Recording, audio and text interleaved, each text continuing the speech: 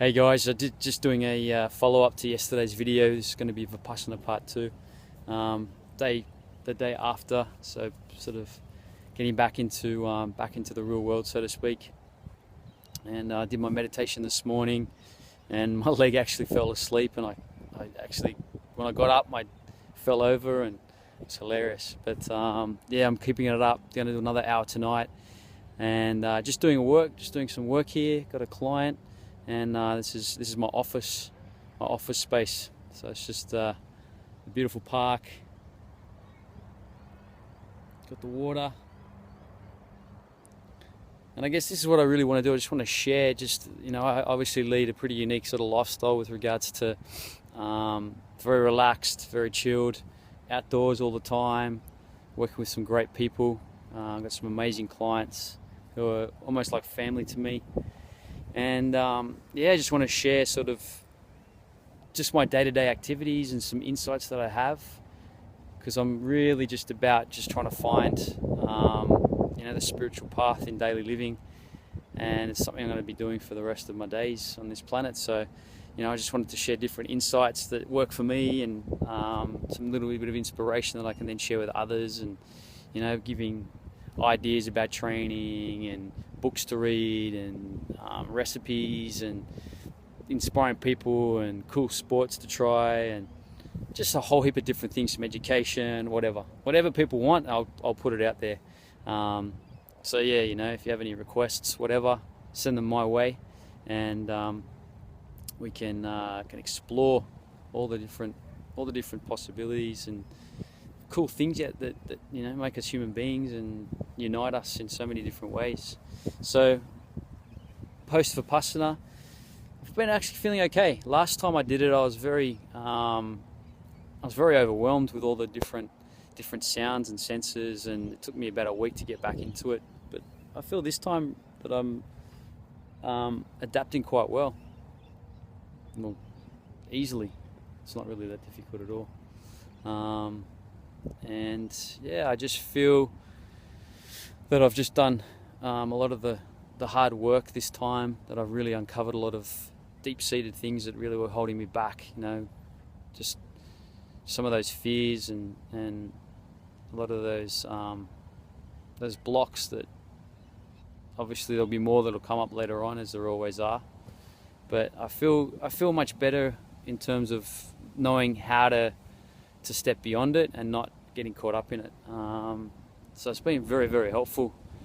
And I just wanted to say, Vipassana, it's probably not for everybody. I think you probably have to be at a specific point in your life where you're either feeling pretty strong about where you're at, or you're just looking for answers and nothing's given them to you. So that's where it's appropriate. I have a lot of people saying there's no way I could ever do that. I don't really feel as though I could sit there and just meditate every day and do my head in and all this sort of stuff. And well, that's the point. But it's not for everyone, in terms of it's right for you at the right time, And some people leave, some people get no benefit, some people get a lot of benefit. It's really dependent on just where you're at in your life. There's so many different methods. I've got a book at home called The Book of Secrets, and it's 112 different meditation techniques. And all these meditation techniques pretty much do the same sort of thing in terms of getting you to that point of no mind, connected to consciousness, being aware, being as full of love as you possibly can be. Because if your meditation doesn't give you more joy, more happiness, more compassion, then it's not right for you, or there's something wrong with the technique. So it's definitely, I think the yardstick and the measurement of if you are where you need to be with the technique, or if it's serving you and others, is how much joy, how much compassion, how much happiness it brings you. Because if it's just making you more serious and more internalized, and you're in your head too much, because a lot of people think they have to. It's such a mental thing to do, they reckon, meditation, which at the beginning, if you don't understand it or it doesn't feel natural to you, it's going to feel like that. meditation's more about, you're going to do it when you're in a place of joy, I guess you're going to be, because it's just a spontaneous thing that you want to do. You just want to go within. You know, you've gone out to the world, you've gone out to your loved ones or whatever, and then you have to reabsorb and reconnect to yourself to recharge and fill up again. You know, I think that's one thing that my clients, myself, people that, you know, I know and I love and stuff, is that they don't know how to fill up. They don't have any technique to know how to fill up. Some people just go on a holiday, but when they go on a holiday, they just spend heaps of money, drink lots of alcohol, sleep, hang in the sun, and they think that's how they fill up. Some people fill up just by watching TV. Other people fill up just by,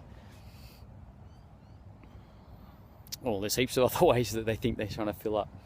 But filling up really in a way that's going to expand you, it's going to take you beyond, you know, that limited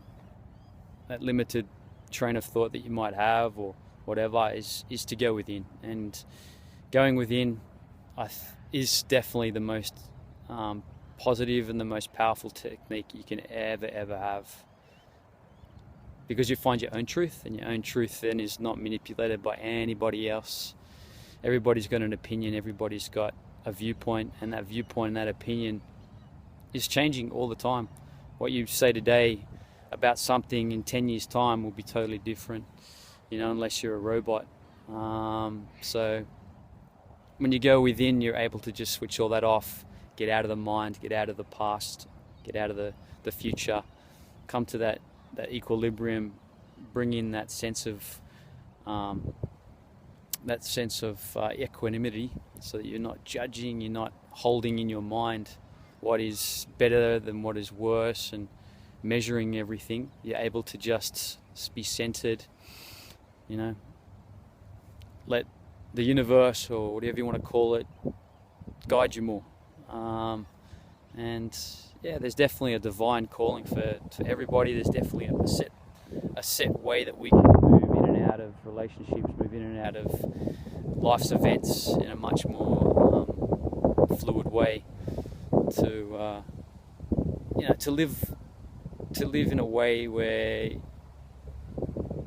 you don't feel as though there's no answers or there's no next cool chapter. But anyway, I'm sort of rambling now. So this YouTube channel is called Movement for Change. So Movement for Change is all about using the physical body or using a group of people as a movement to bring about change. It's also movement within, movement in all its description, and it's massive. So Movement for Change is basically just life, and it's me wanting to bring this message out. I wanted to be doing a YouTube channel for the past 4 years, and I've been umming and ahhing and procrastinating for so long. And do I have what it takes? Who's going to listen to what I have to say? All that sort of mental nonsense. But I thought, you know what, it's time. And my message is really just sincere wishing to just share what I have, and I just want to express and spread the joy that I get from the things that I do, and if that touches one person or whatever, then I'll be stoked. And yeah, it's just a day in the life of myself. You know, I want to obviously bring some inspirational people on board, and just everyday people as well. I mean, everybody's an inspiration in some way. Life is an inspiration, you know. Looking at nature, looking at a tree, it's just amazing, you know. I'm just looking out now at the water and looking at the boats, and Mother Earth is never short of inspiration. It's just, if you're not able to have the time to look at it, then you really don't know what's out there. So yeah, because of my unique lifestyle, because I spend the majority of my day outdoors, majority of my day doing what I want to do, it's very simple for me to just not have to deal with all the different pressures that people have to face. So yeah. Anyways, we'll be speaking to you soon, and ciao.